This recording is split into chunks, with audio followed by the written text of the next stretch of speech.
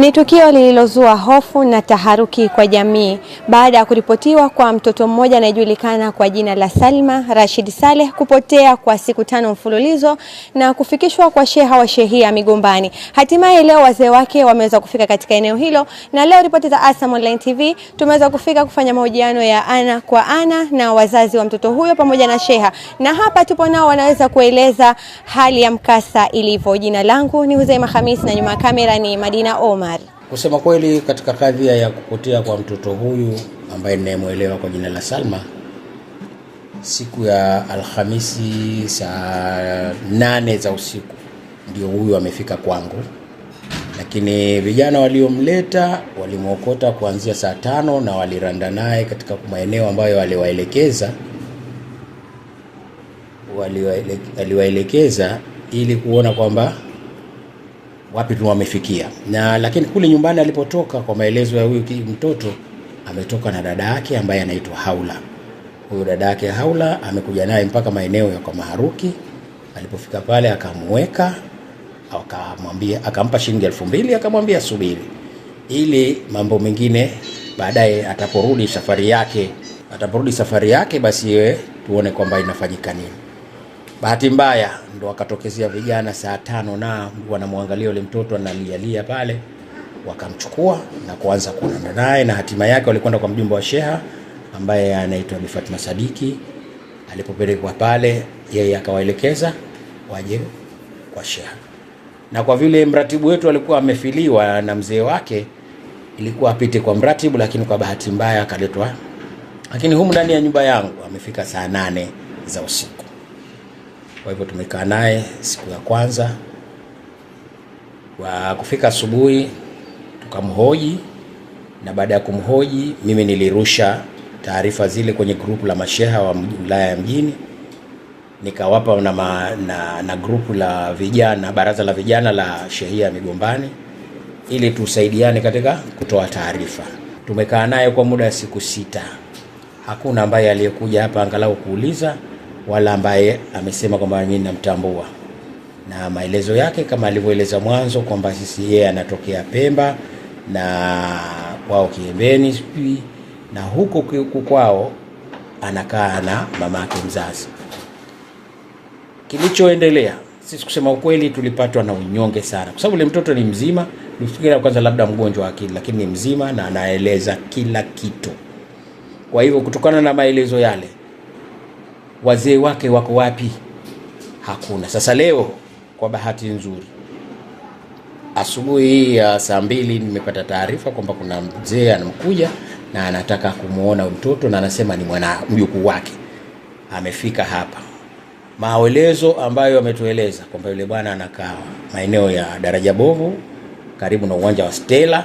Hapo ndipo ambayo yeye anakaa na kuona kwamba anaishi naye, na yeye huyo babu anaishi na huyo Salma pamoja na huyo mtoto alokuja naye hapa. Sasa yule mtoto, kutokana na maelezo ya huyu bwana, anaeleza kwamba yule mtoto huyu hakupotezwa na huyo ambaye amemtaja kwa utaratibu wake, lakini uoni wangu au uoni wetu baina kamati, baada ya kukaa hapa, kusema ukweli tukaona haya ni mambo ambayo wanafanyiana wao wenyewe ya kifamilia, na huyu mtoto hii ni mara ya nyingi anapotea. Lakini swali linajiuliza, kwa nini mtoto anapotea tangu ana umri wa miaka 2 anaweza kupotea mpaka leo ana miaka 12 bado anapotea tu? Yeye husema kwamba sisi tunamsomea na baadaye tunambadilisha jina. Kwa nini? Hapa pana mambo ambayo yanatupa wasiwasi. Katika mazingira hii wanamchezea huyu mtoto. Mtoto hasomi, wamempotezea haki zake, hasomi skuli, hasomi chuoni, na mtoto yuko active. Mie tangu amefika hapa anafanya shughuli zake zote, anakosha vyombo, anafua, anacheza na watoto, anatembea, hakuna tatizo lolote. Lakini mzee wake anasema bado huyu mtoto ni muongo na mambo mengine. Kwa hivyo sisi kusema kweli, labda ni wase jamii juu ya swala la ulezi wa watoto. Mtoto ukishamuona kwamba ana matatizo, wasilishe katika sehemu husika, ikiwemo wanawake na watoto. Hii ni ustawi wa jamii. Kuna wanawake na watoto, serikali inachukua hatua. Kuna serikali ya wilaya, kuna serikali ya mkoa. Hawa watoto wanasaidiwa. Kuna nyumba ya kule ya watoto ambayo inawahifadhi watoto kama hawa pale ambapo wazee wao hawawataki au wanaohisi kwamba wana matatizo. Mimi mwenyewe pia kama watakuwa wako tayari kuniachia mtoto, mimi niko tayari kabisa kumchukua na kumlea, kwa sababu yuko fair na yuko vizuri sana na kijamii. Mtoto aliletwa juzi, aliokotwa Alhamisi usiku saa 7 za usiku, nikagongewa. Kugongewa nikatoka nje, nikaambiwa kuna mtoto kaokotwa kwa Maharuki Tawini pale. Kuletwa tukamgongea sheha, tukampa maelezo mtoto, tukamwacha kwa sheha tukaondoka. Asubuhi yake mimi nikaenda safari zangu, narudi mtoto bado hajaja kuchukuliwa. Kwa hajaja kuchukuliwa ikabidi tukaanza kuleta huduma. Tukaanza, mtoto alikuwa hana nguo, tukaanza kumletea nguo, ndio mpaka sasa hivi tupo naye. Hali ipo salama, yupo vizuri tu. Maana yake walomleta ndugu zangu wamemkuta pale kwa Maharuki toka saa 6 wakaanza kuranda naye mpaka wamemleta hapa saa 8 nakumbuka na robo Migombani. Tasema wazazi hawa wamefanya uzembe, kwa sababu mtoto kama wewe, mtoto wako leo ya 5 mpaka sasa hivi mtoto hayupo kwenye mikono ya wazazi. Wewe mzazi uko ulipo upo hali gani? Usimtafute mwanao. Tuwe timamu na watoto waangalizi.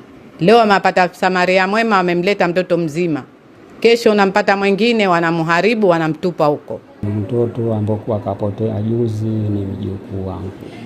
Tupotea mtoto ni wiki, lakini ndio kuondoka kwake ndio kuondoka siku ya Alhamisi ile kama saa 7, na si mara ya kwanza wala mara ya pili, na kupotea inaendelea.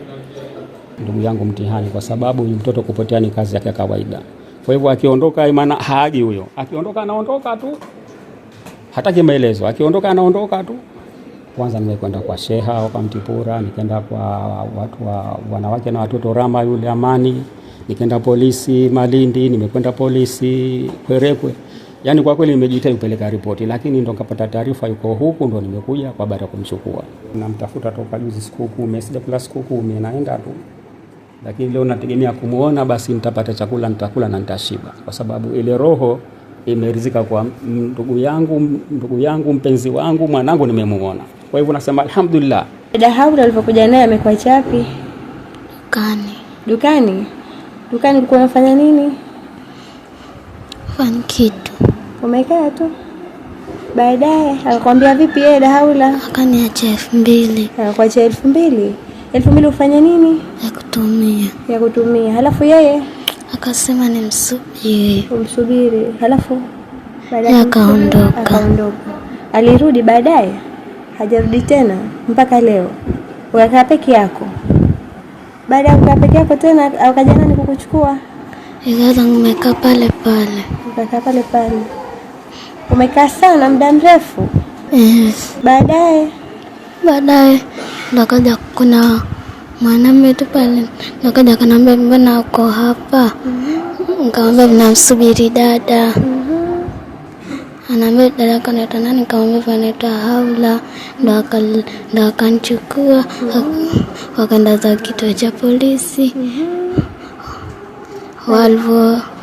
Walvorudi ndo akanichukua akaja za huko kwa sheha.